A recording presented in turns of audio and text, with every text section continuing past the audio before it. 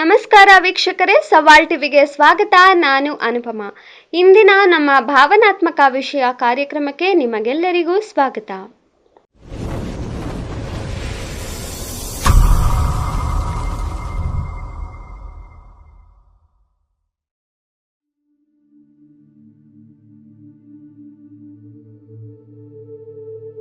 ಶಿವಪ್ಪ ಎಂಬ ವೃದ್ಧರು ಒಂದು ಹಳ್ಳಿಯಲ್ಲಿ ವಾಸವಾಗಿದ್ದರು.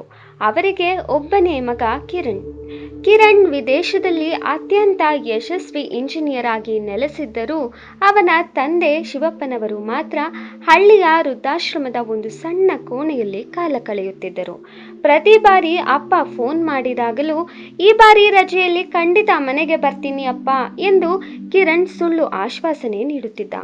ಅವನಿಗೆ ತನ್ನ ವೃತ್ತಿ ಜೀವನ ಮತ್ತು ಬ್ಯಾಂಕ್ ಬ್ಯಾಲೆನ್ಸ್ ಹೆಚ್ಚಿಸಿಕೊಳ್ಳುವ ತವಕದಲ್ಲಿ ಅಪ್ಪನ ವಯಸ್ಸಾಗುತ್ತಿರುವ ವಾಸ್ತವ ಮರೆತು ಹೋಗಿತ್ತು. ಸುಮಾರು 6 ವರ್ಷಗಳ ನಂತರ ಕಿರಣ್ ಬಂದಿದ್ದು ಅಪ್ಪನನ್ನು ನೋಡಲಿಕ್ಕಲ್ಲ, ಬದಲಾಗಿ ಅಪ್ಪನ ಸಾವಿನ ಸುದ್ದಿ ಕೇಳಿ ಅವರ ಅಂತ್ಯಕ್ರಿಯೆ ಮಾಡಲು. ಅಂತ್ಯಕ್ರಿಯೆ ಮುಗಿಸಿ ಹಿಂತಿರುಗುವಾಗ ವೃದ್ಧಾಶ್ರಮದ ಮೇಲ್ವಿಚಾರಕರು ಕಿರಣ್ಗೆ ಒಂದು ಹಳೆಯ ಮರದ ಪೆಟ್ಟಿಗೆಯನ್ನ ತಲುಪಿಸಿದರು. ತನ್ನ ಎಸಿ ಕಾರಿನ ಸೀಟಿನ ಮೇಲೆ ಕುಳಿತು ಕಿರಣ್ ಆ ಪೆಟ್ಟಿಗೆಯನ್ನು ತೆರೆದಾಗ ಅವನಿಗೆ ಕಂಡಿದ್ದು ಬಾಲ್ಯದಲ್ಲಿ ಅಪ್ಪ ತನಗಾಗಿ ಕೈಯಾರೆ ಕೆತ್ತಿಕೊಟ್ಟಿದ್ದ ಒಂದು ಚಿಕ್ಕ ಮರದ ದೋಣಿ.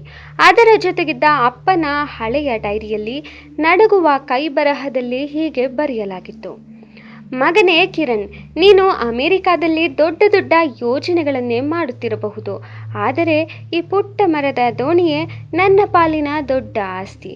ಯಾಕೆಂದರೆ ಇದನ್ನು ನಾವು ಹಳ್ಳದಲ್ಲಿ ಬಿಟ್ಟು ಆಟವಾಡುವಾಗ ನಿನ್ನ ಮುಖದಲ್ಲಿ ಕಾಣುತ್ತಿದ್ದ ಆ ನಗು ನನಗೆ ಇಡೀ ಪ್ರಪಂಚಕ್ಕಿಂತ ಅಮೂಲ್ಯವಾಗಿತ್ತು. ನೀನು ಹಣದ ಹಿಂದೆ ಓಡುತ್ತಾ ಎಷ್ಟೋ ದೂರ ಹೋಗಿಬಿಟ್ಟೆ. ನೀನು ಕಳುಹಿಸುವ ದುಡ್ಡು ನನಗೆ ಬೇಕಿರಲಿಲ್ಲ, ಬದಲಾಗಿ ನಿನ್ನ ಕೈ ಹಿಡಿದು ಹಳ್ಳದ ದಂಡೆಯ ಮೇಲೆ ಕುಳಿತು ಕಳೆಯುವ ಒಂದೇ ಒಂದು ಸಂಜೆ ಸಾಕಿತ್ತು. ನೀನು ಬರುವ ಹೊತ್ತಿಗೆ ನನ್ನ ಈ ಜೀವನದ ದೋಣಿ ದಡ ಸೇರಿರುತ್ತದೆ ಎಂದು ಬರೆಯಲಾಗಿತ್ತು. ಈ ಸಾಲುಗಳಿಂದ ಕಿರಣ್ ಹೃದಯ ಸೀಳಿದಂತಾದವು. ಅವನು ಗಳಿಸಿದ ಕೋಟ್ಯಾಂತರ ಹಣ ಅಪ್ಪನ ಪ್ರೀತಿಯ ಒಂದು ಕ್ಷಣವನ್ನೂ ಮರಳಿಕೊಡಲಾರದು ಎಂಬ ಕಠೋರ ಸತ್ಯ ಅವನಿಗೆ ಆಗ ಅರ್ಥವಾಯಿತು. ಕಾರಿನ ಕಿಟಕಿಯಿಂದ ಹೊರಗೆ ನೋಡುತ್ತಿದ್ದ ಕಿರಣ್ಗೆ ತನ್ನ ಮಗನೊಂದಿಗೆ ಸಮಯ ಕಳೆಯದ ತನ್ನ ನಡೆ ಕೂಡ ನೆನಪಾಗಿ ಮನಸ್ಸು ಭಾರವಾಯಿತು.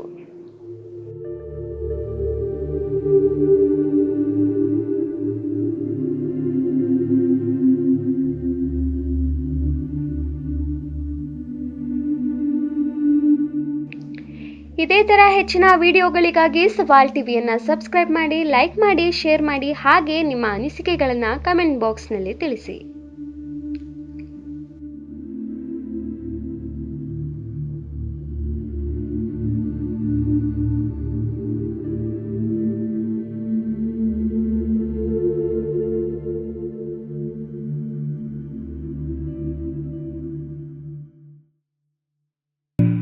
ಸವಾಲ್ ಟಿವಿ ಸದಾ ನಿಮ್ಮೊಂದಿಗೆ.